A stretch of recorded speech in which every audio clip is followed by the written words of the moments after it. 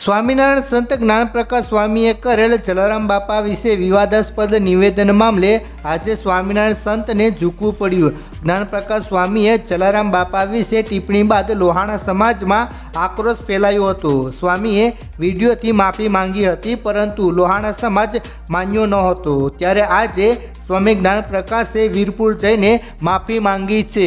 Police કાફલા સાથે માફી માંગવા પહોંચ્યા। મિત્રો, જલારામ બાપા વિશે ટિપ્પણી કર્યા બાદ રઘુવંશી સમાજ, જલારામ બાપાના ભક્તો તેમજ વીરપુરમાં ગ્રામજનોમાં ભારે આક્રોશ ફેલાયો હતો। સ્વામીએ વિડીયો બનાવી માફી માંગ્યા બાદ પણ આક્રોશ યથાવત હતો। તેથી સ્વામી જ્ઞાનપ્રકાશ જલારામ બાપાના મંદિરે આવી માફી માંગે છે। લાખો લોકોની માંગ હતી કે સ્વામી વીરપુર આવીને માફી માંગે, ત્યારે સ્વામીને પોલીસના ચુસ્ત બંદોબસ્ત સાથે વીરપુર લાવવામાં આવ્યા હતા। કાળા કાચ સાથેની ગાડીમાં સ્વામીને વીરપુર લાવવામાં આવ્યા હતા। જોકે જ્ઞાનપ્રકાશ સ્વામી મીડિયા સામે નિવેદન આપવાથી ભાગ્યા હતા। તેઓએ પણ પ્રકારનો જવાબ આપવાનું ટાળ્યું હતું। સ્વામીને મંદિરની પાછળની જગ્યામાંથી સીધા મંદિરમાં લઈ જવાયા હતા। એક તરફ સ્વામી વીરપુર માફી માંગવા પહોંચ્યા, ત્યાં બીજી તરફ વડતાલે સ્વામીને આ હરકત સામે હાથ ઊંચા કરી લીધા છે।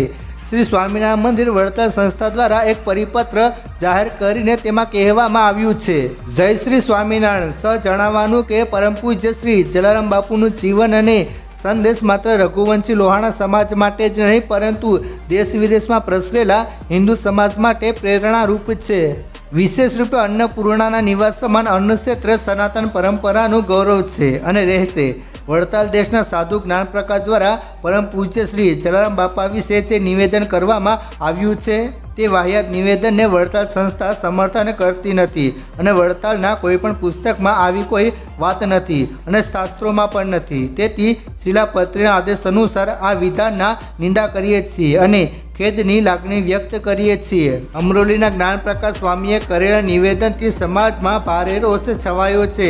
વીરપુરના સરપંચ રમેશભાઈ સરવૈયાએ બપોરે પંચાયત કચેરી ખાતે નિવેદનનો વિરોધ કરવા માટે એક બેઠક યોજી હતી, જેમાં વીરપુરના તમામ જ્ઞાતિના, તમામ સમાજના, સંસ્થાના આગેવાનો અને વેપારીઓ ઉપસ્થિત રહીને સ્વામીને પોતાનું નિવેદન પરત ખેંચે અને વીરપુરની જગ્યામાં આવી માફી માંગે તેવી ઉગ્ર માંગ કરાઈ હતી। પૂજ્ય જલારામ બાપાના વંશજ અને પૂજ્ય જલારામ બાપાની જગ્યાના ગાદીપતિના લઘુબંધુ અને પરિવારજન પૂજ્ય ભરતભાઈ ચંદ્રાણીએ જણાવેલ કે આજથી 205 વર્ષ પહેલાં પૂજ્ય જલારામ બાપાએ અમરેલી જિલ્લાના ફતેપુર ગામના પૂજ્ય ભોજરામ બાપાની પ્રેરણા લઈ અને આશીર્વાદથી મહાસુદ બીજના દિવસેથી અન્નક્ષેત્રની શરૂઆત કરી હતી। બાપા અવિરત ભગવાન શ્રી રામનું સ્મરણ કરતા। આ વાત પૂજ્ય જલારામ બાપાને માનનારા લાખો ભક્તો જાણે છે।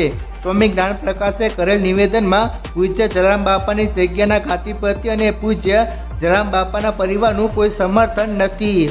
સ્વામી દ્વારા કરાયેલી ટિપ્પણીને લઈને યાત્રાધામ